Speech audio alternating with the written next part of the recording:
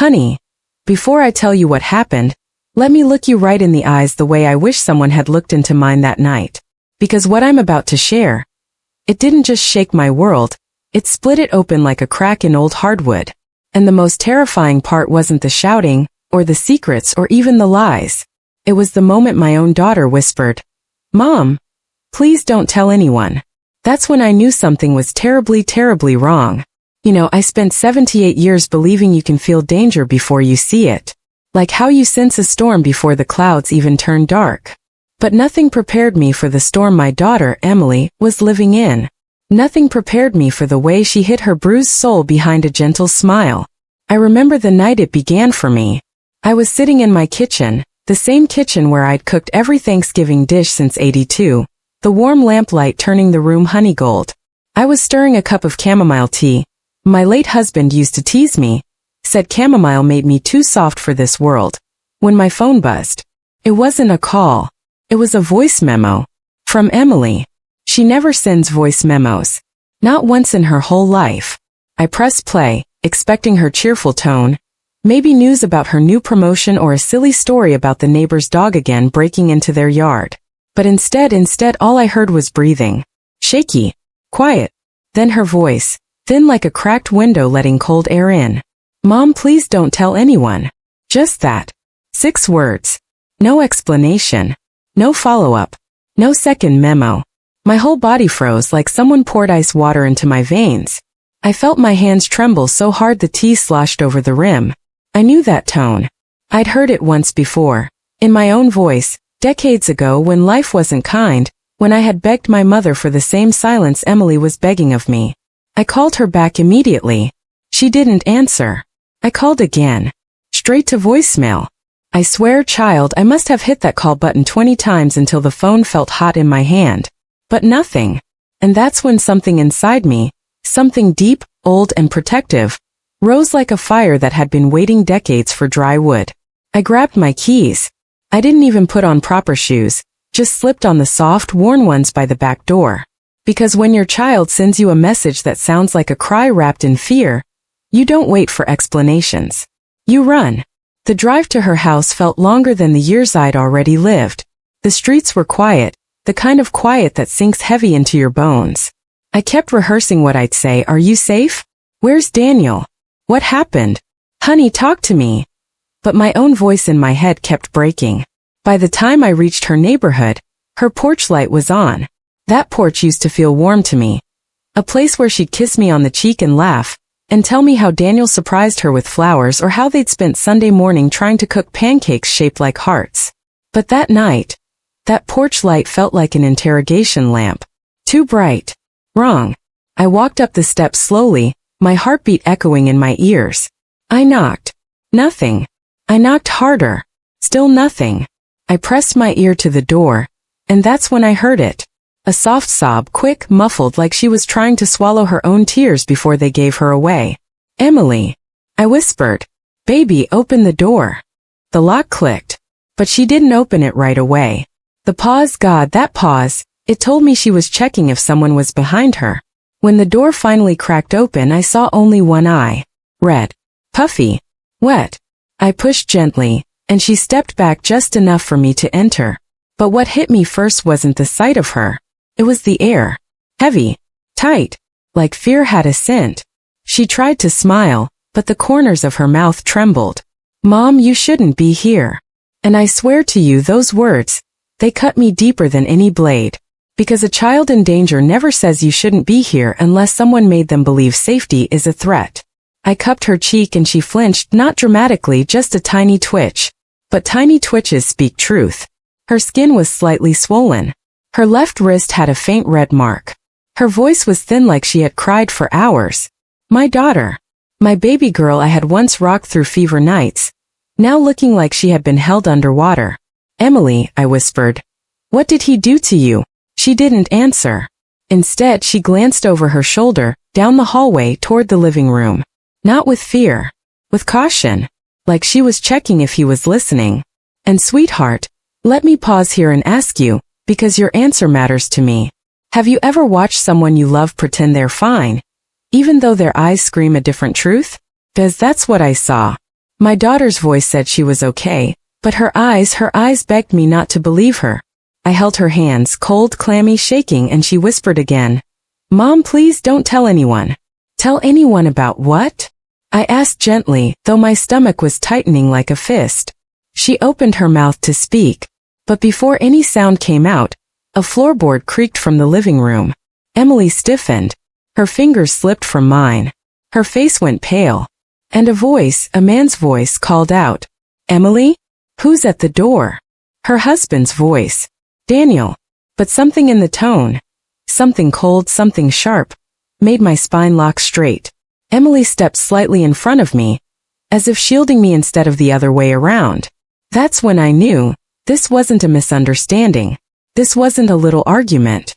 This wasn't exhaustion or stress or bad communication. This was fear. Real fear. The kind that makes you whisper instead of speak. And right then and there I made a silent promise to myself. Whatever he did, whatever he was hiding, whatever my daughter was too scared to say, I was going to find out. And I was going to make sure he never laid a shadow, not even a shadow, over her again. But I needed to be smart, careful, quiet, because revenge, my dear, revenge is not loud. It's patient. If you're listening to me right now, take a breath, because the next moment changed everything. And that moment is where chapter 2 begins. But before you go, sweetheart, if you want to know how I uncovered the truth, how I protected my daughter, and how I made Daniel regret ever underestimating a mother's wrath, don't forget to stay with me for the next part. Trust me, you won't want to miss it.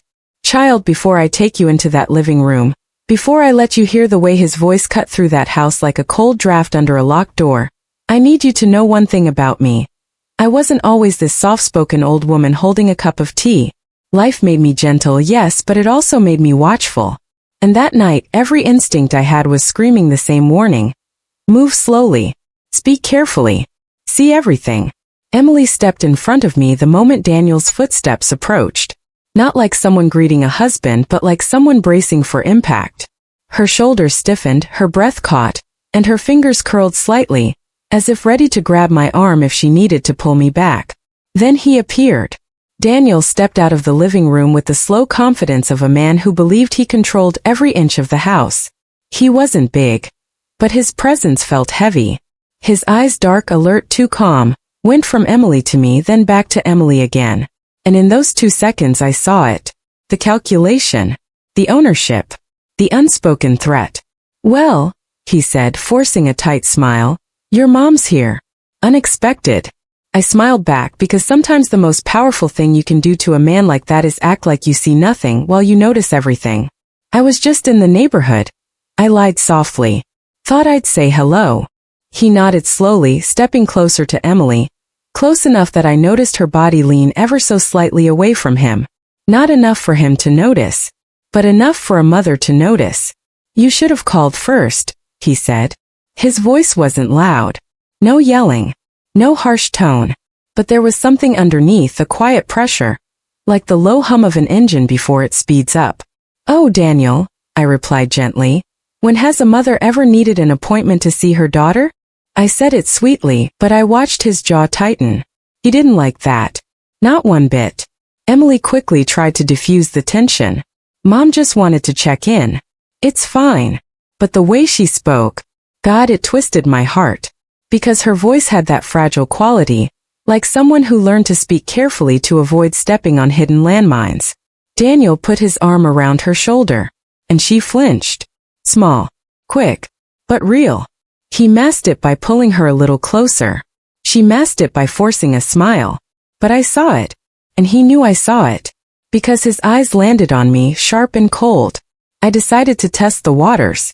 "Emily, sweetheart," I said, "I got your voice message. You sounded upset. Are you all right?" Her breath hitched. Daniel's fingers tightened on her shoulder. A warning squeeze. She shook her head. "It was nothing, Mom. Just tired. I didn't mean to worry you." But her eyes, those soft brown eyes, refused to meet mine.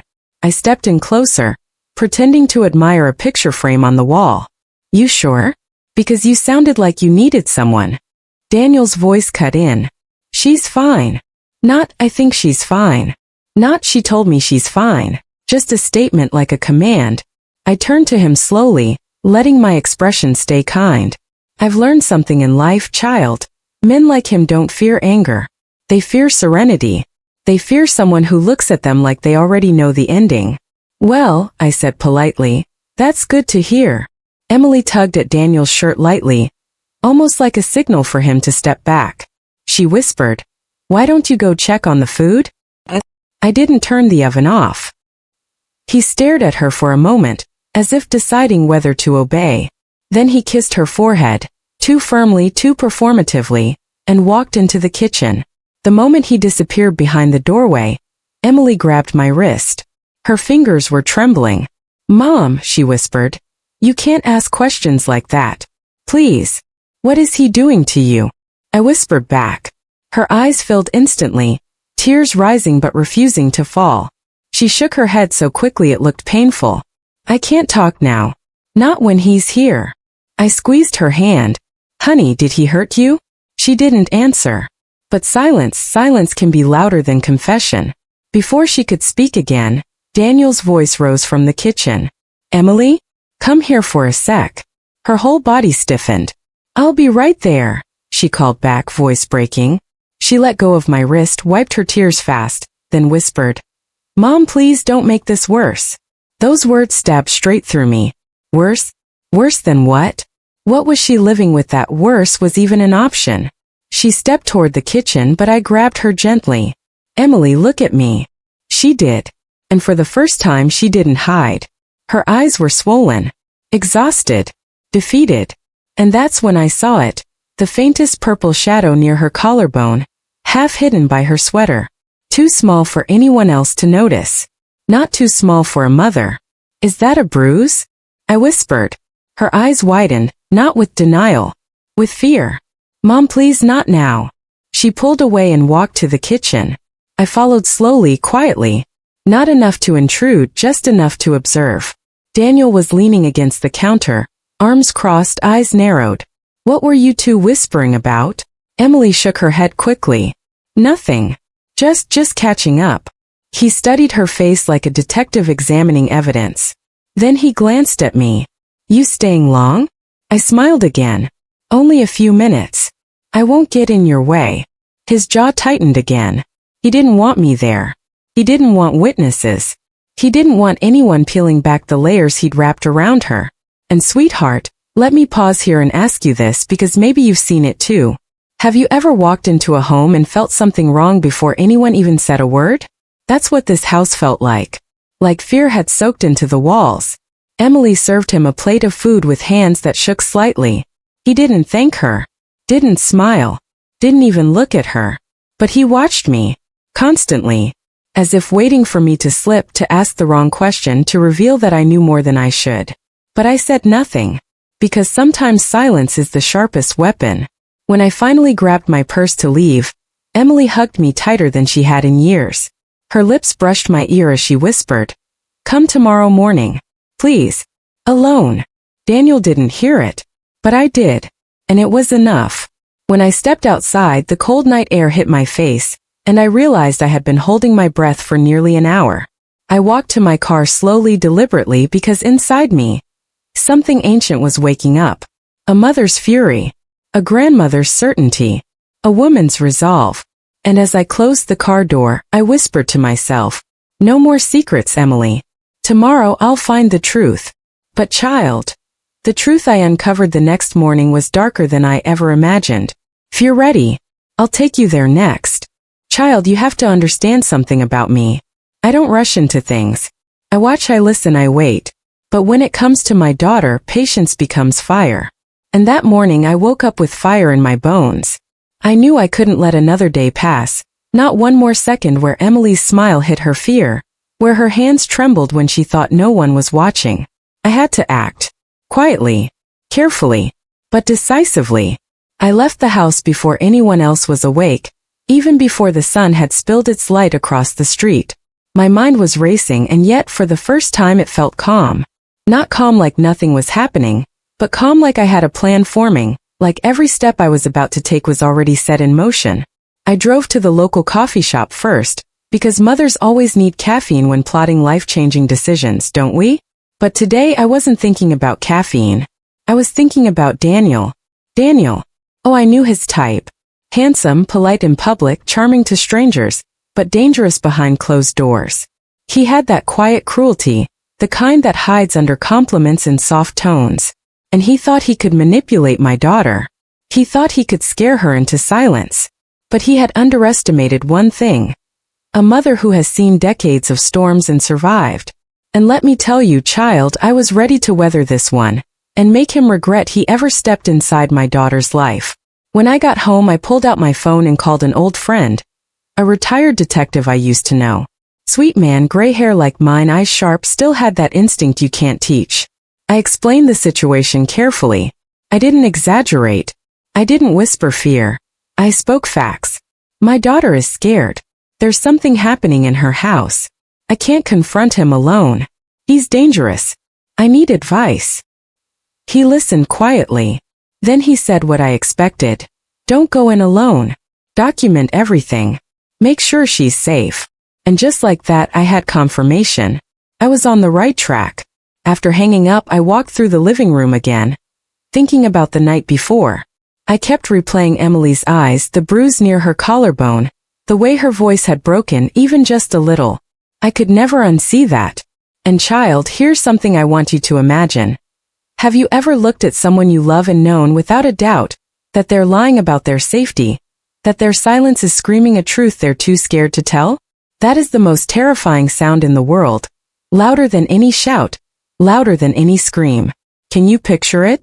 Because that's exactly what I heard from Emily, her silence. I knew I couldn't just sit and wait for her to tell me. I had to find out myself. So I did what any grandma with half a century of life experience would do. I became invisible. Not literally, of course, but I watched and listened without giving away my presence. That afternoon, I accidentally left my mail by her mailbox, and then walked past her street slowly, pretending to check the flowers in my yard. I saw Daniel through the window pacing. Not angry, not yelling, but something colder.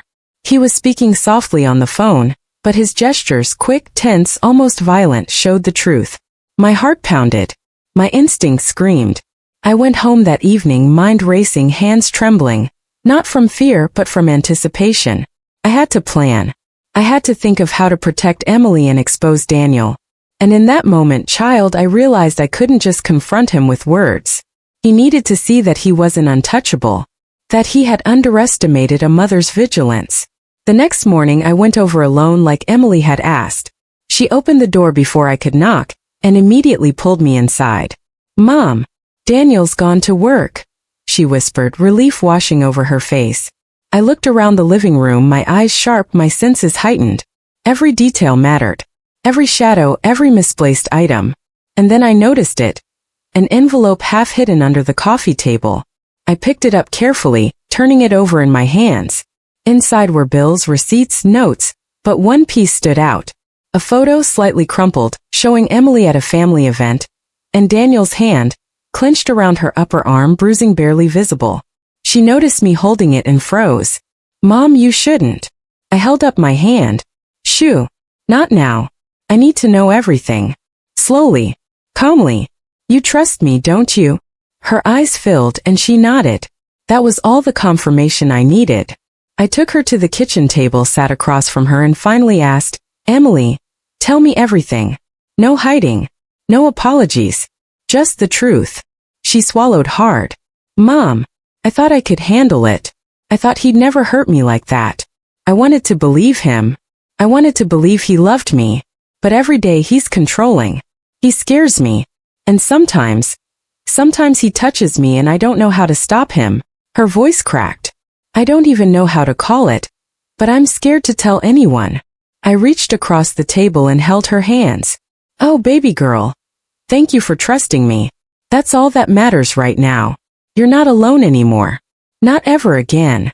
And then, child, the plan formed in my mind. A plan that would make Daniel regret thinking he could ever intimidate my daughter, or me. A plan so precise, so careful, that he wouldn't even know it was coming until it hit. But here's the thing, darling, before I go further, this is where I need to ask you.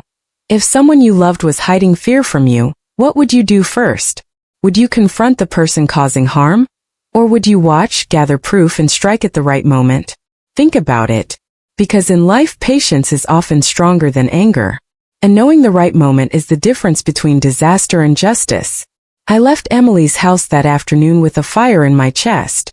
That night, I called my old friend again. I explained what I had discovered, the photo, her confession. He agreed. Next step, surveillance recording evidence. I wasn't just going to rely on my instincts anymore. I had proof now. And child, let me tell you, nothing fuels a grandmother more than the sight of evidence that protects her family. I spent the rest of the evening preparing, checking my camera phones, setting up small devices to ensure I could record Daniel's next move. It sounds extreme, but you have no idea what fear does to a mother. It sharpens every nerve, every thought, every heartbeat. And by the time I went to bed that night, I knew one thing. Tomorrow I would step into his world fully prepared, fully aware, and fully determined to protect my daughter, no matter what it took. So sweet child, remember this. Sometimes the smallest actions, watching, waiting, listening, can be the most powerful steps toward protecting those you love. And sometimes the quietest grandmothers make the loudest impact. And believe me, Chapter 4 is where the real confrontation begins.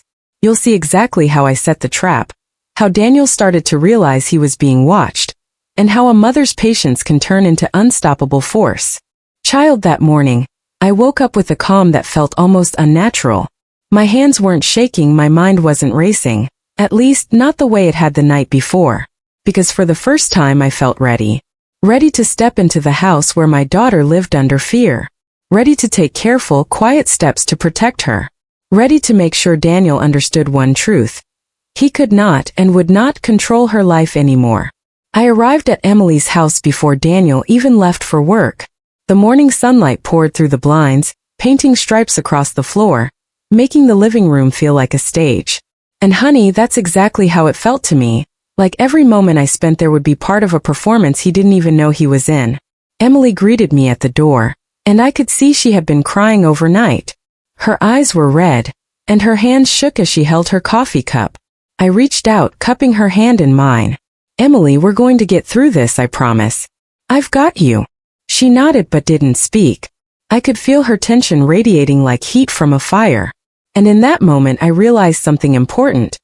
Daniel hadn't just hurt her physically. He had taken her confidence, her voice, her power. And restoring that would take careful, precise steps. First, I had to make sure I could watch him without being noticed. I moved quietly around the house, placing a small camera near the living room and another near the front door. I had learned over the years that evidence was more powerful than anger. A man like Daniel could dismiss a mother's suspicion, but he could never dismiss proof. By the time Daniel left for work, Emily and I sat in the kitchen silent, but our silence was powerful. It wasn't empty. It was a shared understanding. She didn't have to speak to me. Her eyes said everything. And I swear to you, child, that look, the mixture of relief and fear, of trust and exhaustion, it broke my heart, and it lit a fire under me at the same time. I brewed us both tea and then looked at her seriously. Emily, I need you to answer me honestly, I said. Have you ever thought of leaving him before? Even once? She hesitated, trembling, and finally whispered, every day, but I don't know where to go. I don't know what to do. I'm scared, Mom. I leaned forward, cupping her face gently. Baby girl, listen to me. You're stronger than you think. And you're not alone. Not anymore. I will make sure he can't hurt you again. She swallowed, trying to nod, but I could see her doubts clinging to her like shadows. That's when I decided something important. I needed to make him understand in a way he would see clearly that his control was ending. And child, for that I had to play smart. We spent the morning quietly discussing her options. Shelter, police, friends, everything. I made a list. I mapped out the safest paths. And in between planning, I asked her a simple question, almost like a game, to help her regain a sense of control. Emily, if you could do one thing today just for yourself, what would it be? She thought for a moment and a tiny smile broke through. I take a walk in the park, Mom. Just me. Alone. Without worrying. I nodded. Good. That's exactly what we'll do tomorrow. One small step at a time. Every day a little freedom. until he has no power left over you. By noon I had prepared a little plan. Daniel would come home for lunch as usual. I made sure I was hidden in the living room, quietly recording, while Emily stayed in the kitchen. When he stepped through the door, I heard the familiar sharpness in his voice, the same control he always tried to project. "Emily, where were you?" he asked. She straightened, lifted her chin slightly and said, "I was just preparing lunch, Daniel. Everything's ready." I swear to you, child, I nearly smiled. That small act of confidence, simple words spoken without fear, was like a tiny explosion of freedom in that room. He noticed it too, his jaw tightening slightly. He wasn't used to her speaking with any independence. I stayed quiet, watching. And then when he went to the living room to check on something, I slipped out from my hiding place carefully and pretended to be surprised like I had just come in. His eyes froze. He hadn't expected me. "Mom." Emily's voice held relief but also caution. "Yes, baby," I said softly. "I'm here. And we're going to have a little chat." Daniel's expression flickered. Anger, confusion, a hint of fear, but he tried to hide it. I didn't move fast. I didn't raise my voice. I simply looked at him calmly, directly, and said, "Daniel, we need to talk. Alone." He hesitated. And honey, that hesitation told me more than any confession could. A man like him never hesitates unless he knows something is wrong. Something he can't control. I leaned closer. "I know what you've been doing. I've seen the signs. And I know you think you've hidden it well. But you haven't. Not from me." For a split second he looked shocked. And I swear, child, in that moment the room changed. The air felt heavier, thicker, like the calm before a storm. "Emily," I said gently, turning to her, "are you safe right now?" She nodded, small and quiet. But I could see the fear lingering in her eyes. That's when I realized. The real battle wasn't just confronting him. It was showing her she didn't need to be afraid anymore. That she could reclaim her life. Child, I need you to pause here and ask yourself this. If someone you trusted turned out to be dangerous in secret, how would you gather your courage to fight back? Could you do it quietly, carefully, like a chess game? Or would you rush and risk everything? Think about it, because patience is more powerful than anger. And that, honey, is exactly what I plan to do next. Chapter 5. That's when the real trap begins. The trap that Daniel wouldn't even know he was walking into until it was too late. And child, it was precise, deliberate, and built on every secret he thought he had.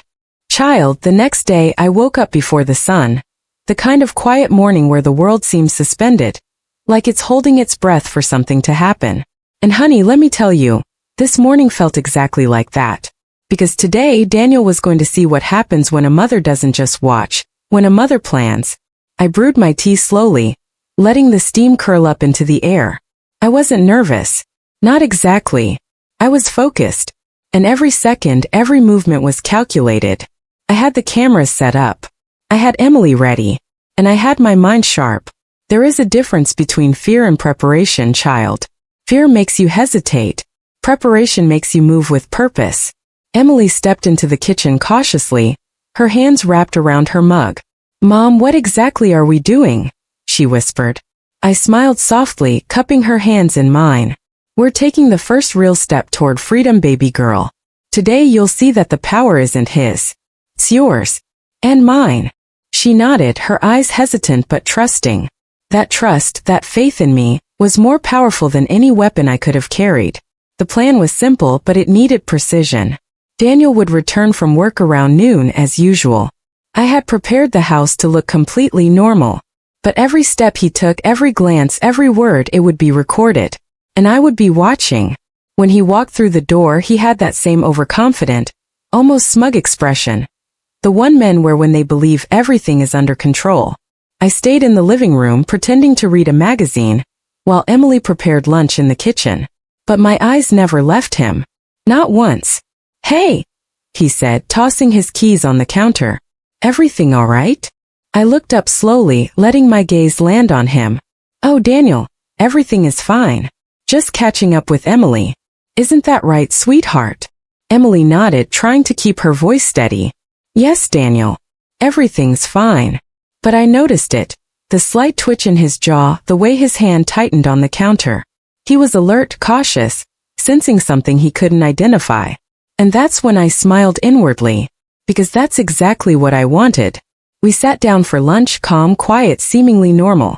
But the tension was electric. I asked Emily to serve him first, watching carefully as he ate. I didn't speak much, letting him get comfortable. Men like him always fall into patterns when they think everything is normal. And when you know the pattern, you can catch them unprepared. After a few minutes, I finally spoke. Daniel, have you noticed anything unusual lately? I asked innocently. He looked up surprised. Unusual? Yes. Things out of place. Odd feelings. Strange noises. I tilted my head, keeping my tone light, almost teasing. Sometimes people do things they think are hidden, but aren't really. Child, I swear the second those words left my mouth I saw the change. He stiffened. His fork paused midair. His eyes flicked to Emily, then to me. And for the first time I could see the flicker of doubt, that tiny crack in his facade. Emily looked at me nervously. I smiled softly. It's all right, baby girl. Just breathe. You're safe. Then I leaned back slightly, letting my gaze linger on Daniel. Daniel, people often underestimate what a mother will do to protect her child. And people often forget that actions speak louder than words. Don't you think? He swallowed.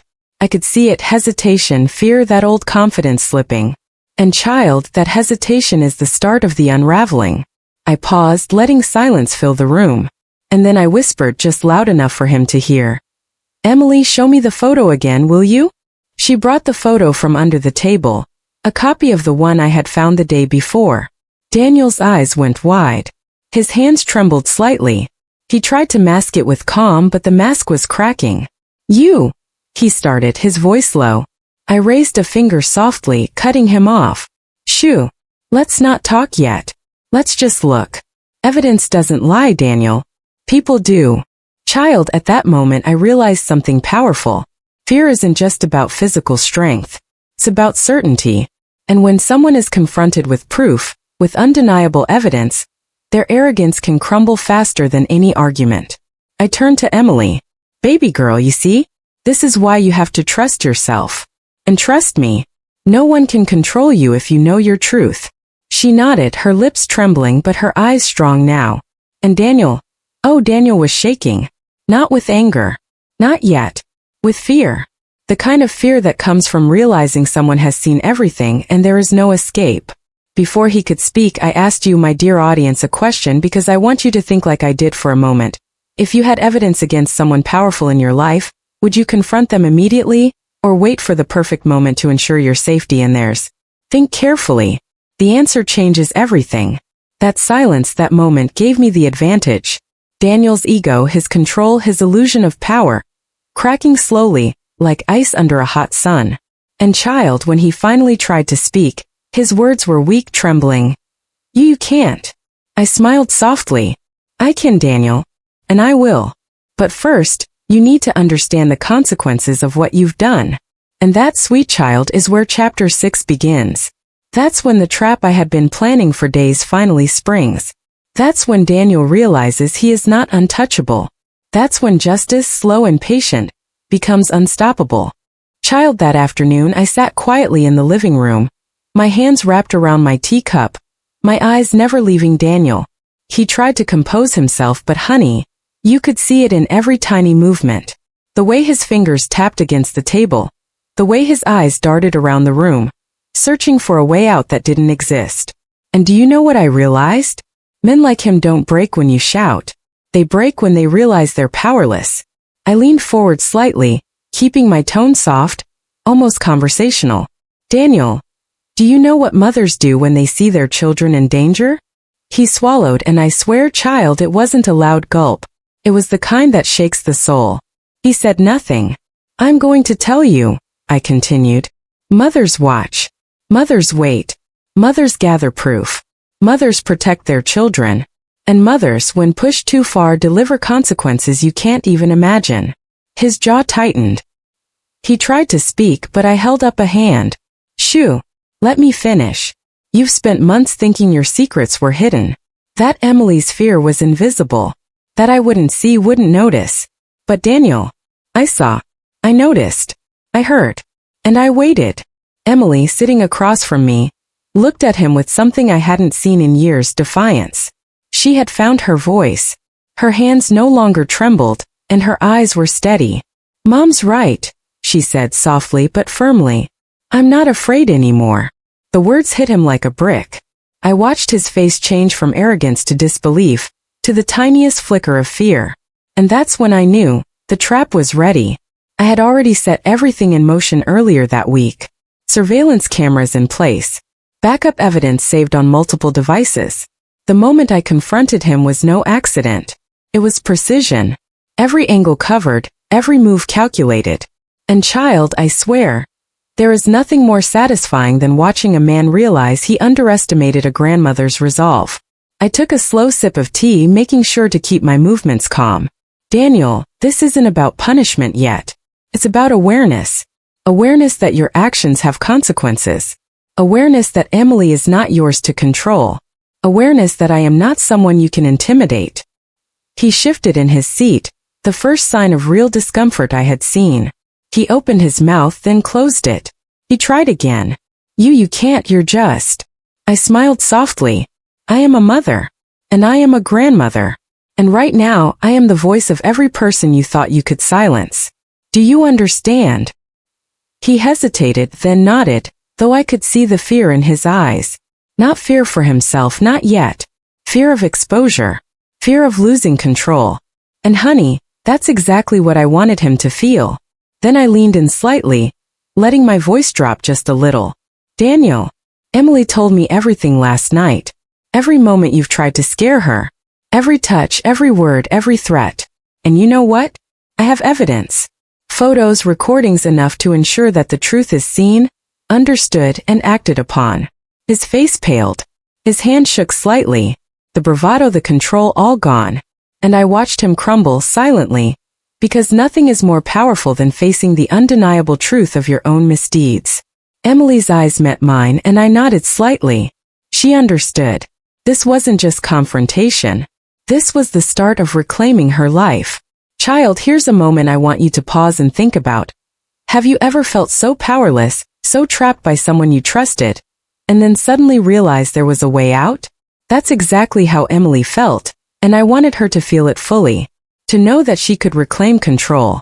I slowly rose from my chair, walking toward Daniel.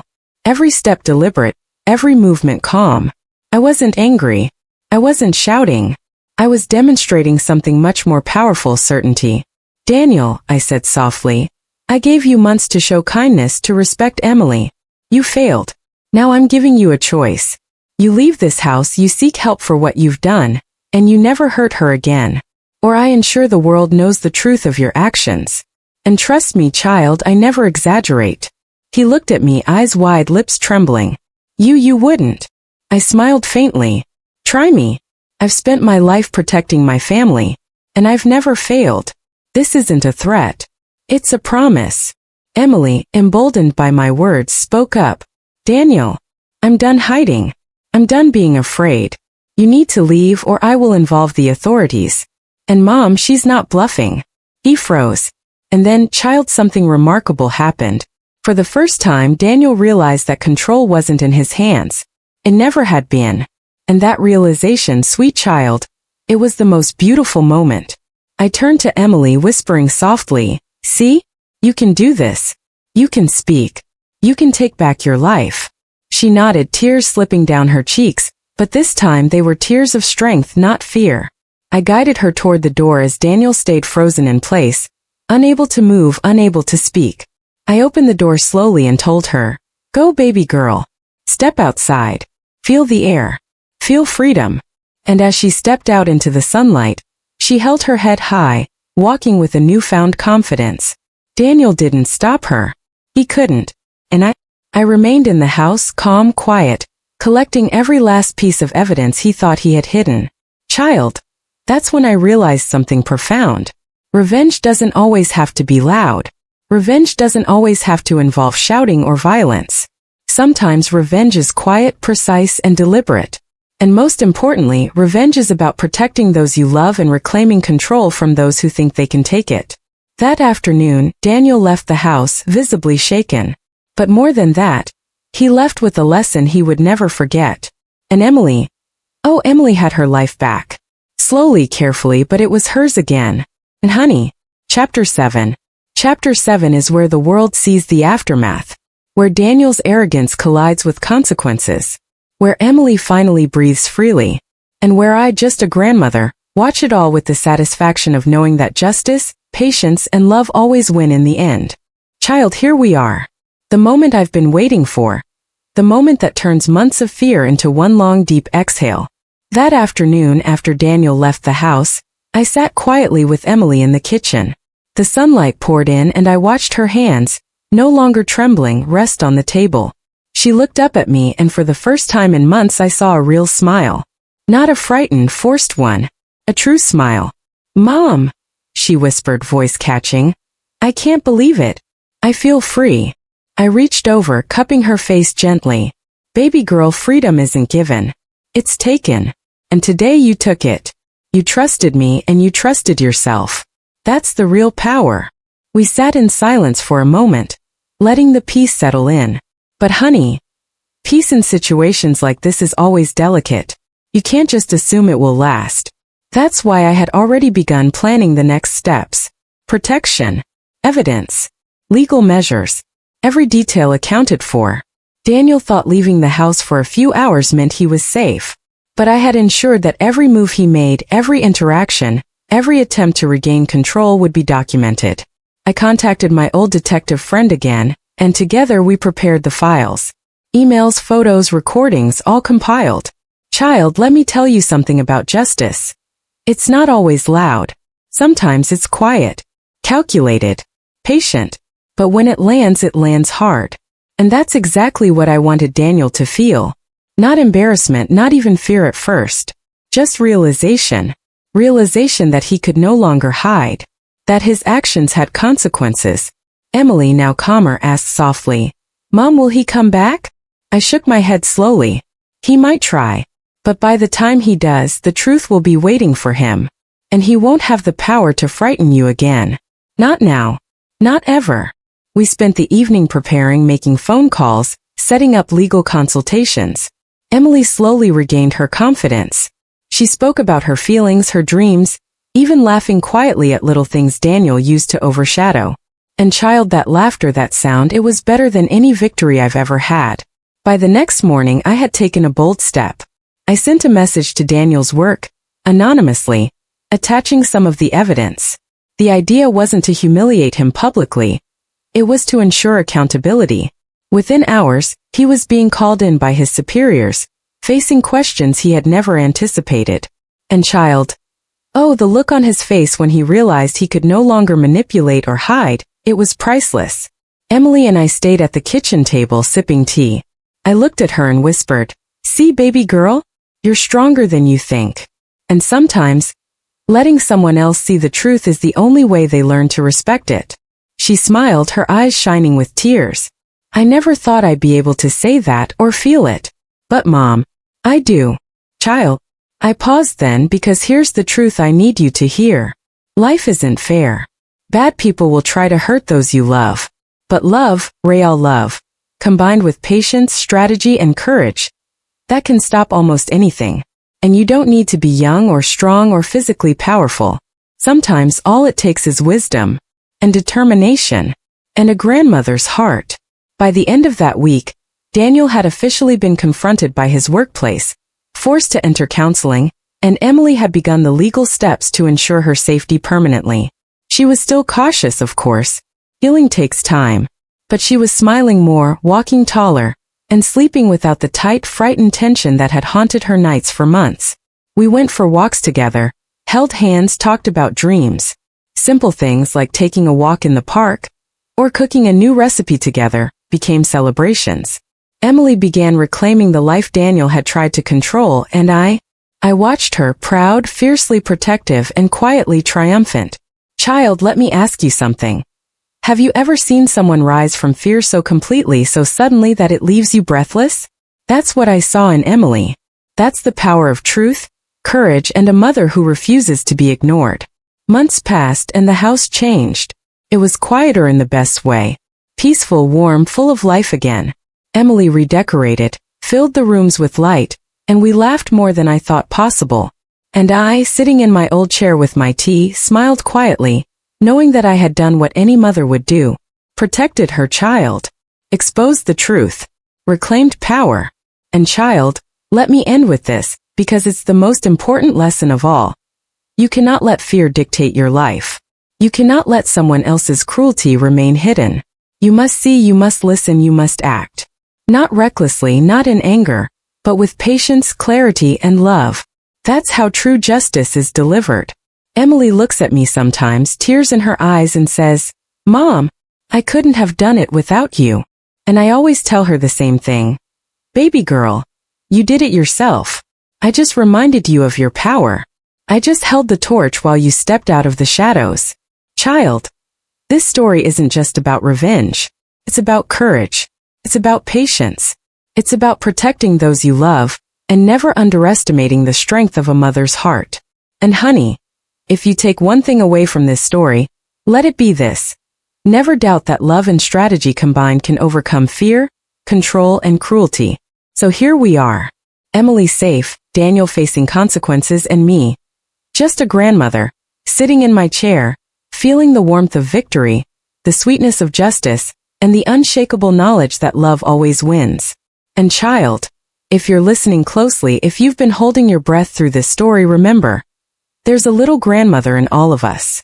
A little fire, a little wisdom, and the fierce desire to protect. Never forget it. And that, my dear, is the end of the story.